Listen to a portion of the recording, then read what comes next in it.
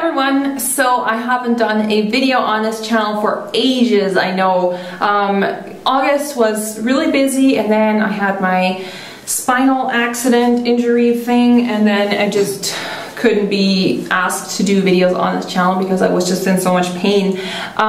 So yeah, and there's not going to be any, obviously, summer fits going to be uploaded for a while because of my back injury, so I can't exercise for a while. And I wrote a whole blog post about that if you're curious. But today I thought I would do the Wanderlust tag, which is a fun tag that's all about traveling, and you guys know I love to travel. Yeah, let's get started. I'll post the questions below also if you want to do this tag. Okay, so the first question, your most treasured passport stamp. Now for me, my most treasured passport stamp are all the stamps that I got on my trip through Asia, because, well, especially probably Iran, Pakistan, and Myanmar, because those are places that not a lot of tourists go to. Well, Myanmar more and more, I think, but Iran and Pakistan, like, I don't know any other tourists who've been there in my group of friends. I mean, a lot of my friends have been to places in Asia, but they've never been to those countries. So I wish I could show them to you right now, but I don't know where that passport is anymore, which is really unfortunate because I wish I still had it. I don't know where it is. Okay, second question is, can you recite your passport number from memory if asked? No, not really, because you don't really use your passport number. I mean, I show my passport, but I don't really need to memorize the number for anything. Okay, question 3. Preferred method of travel, planes, trains, or automobiles? Well, you kind of need planes if you're going to a faraway country, so those are kind of essentials depending on where you want to go. But if you're actually traveling in that country, I think for Western countries and developed countries, I would say automobile. I love doing road trips in general because you get to explore everything on your own. You don't have to rely on public transportation to get you to little far away, hidden away, cute corners in some country. You can kind of just drive everywhere. I love doing road trips. Question number 4 is top 3 travel items. So I definitely would say my Kindle, because that means you always have a book with you and it's really light and small. You can pack a bunch of books on it with your travel without physically having to take heavy books with you. Camera or / video camera is essential because you want to document everything that you see, everything that you experience, the food that you eat, and all that, so I would say that. And I think also my iPhone, because if you're in an emergency, you can at least have a phone with you so that you can reach somewhere. I always turn off roaming and stuff because that's really expensive, but in some places you can get Wi-Fi so you can check your email or you can write emails to your friends or your family. And also because of the Google Maps. I've been to so many cities like Paris or something where I just use my iPhone to get around the city, because then that way if I get lost, I just look where I am with the GPS and I can just kind of track where I want to go. Question 5, hostel or hotel? I generally tend to stay in less expensive accommodation because if I go to travel a place, I spend very little time in my hotel room. I'm not someone who goes on vacations just to stay at a nice hotel and then you spend most of your time in the hotel, at the pool, and the sauna and all that. I tend to go on vacations where I explore villages, where I explore towns, where I go see the sights and everything. So I spend very, very little time in my hotel room. So I would go for hostel if it's possible. And in some places where there's no hostels, like bed and breakfasts or inexpensive hotels. I mean, I have stayed at some gorgeous hotels. I stayed at this beautiful 5-star hotel once in Munich, and it was just fabulous. It was gorgeous, but yeah, you actually don't end up using most of the features that they have. Okay, question 6. Are you a repeat visitor or do you explore new places? I would definitely say explore new places. I don't think there's been any place that I've gone on vacation multiple times. No, I mean, I've gone to some countries multiple times. I've been to France many times, I've been to Italy several, actually also many times, but I've always visited different areas.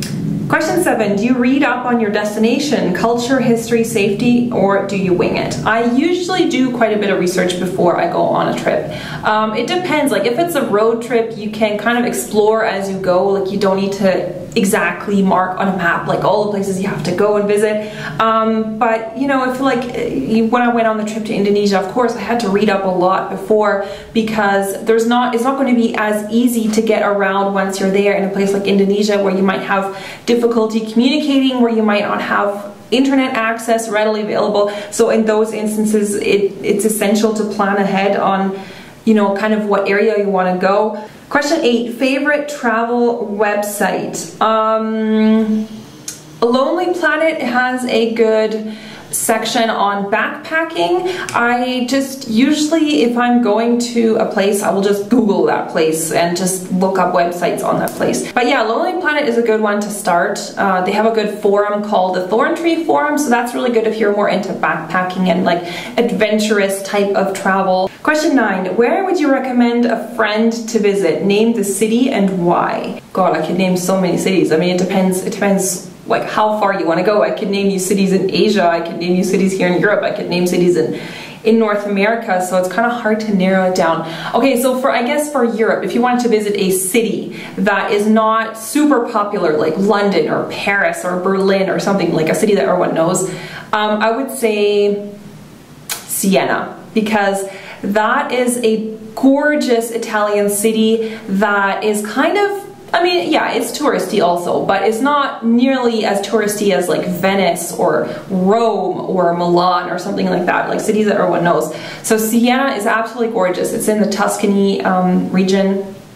Beautiful old churches. The most beautiful old church I've ever seen was in Siena, the Duomo, and they have the Campo, what's it called? The Campo, like where they have the horse races and stuff in the summer around the whole city. The whole city has such an interesting history, like just incredible history. They have beautiful paintings, like the churches are just painted like amazingly, like just crazy beautiful. And then also the landscape around Siena, like if you have a car or if you rent a car for a day, you can drive around the area around Siena. It's just beautiful, like beautiful Tuscan landscapes, like rolling hills, beautiful trees, like it's a really nice place. If I had to mention something in Asia, oh my gosh, it would be really hard to narrow it down. I loved the Bagan area in Myanmar with beautiful temples, although that's not really a city, it's more like an area.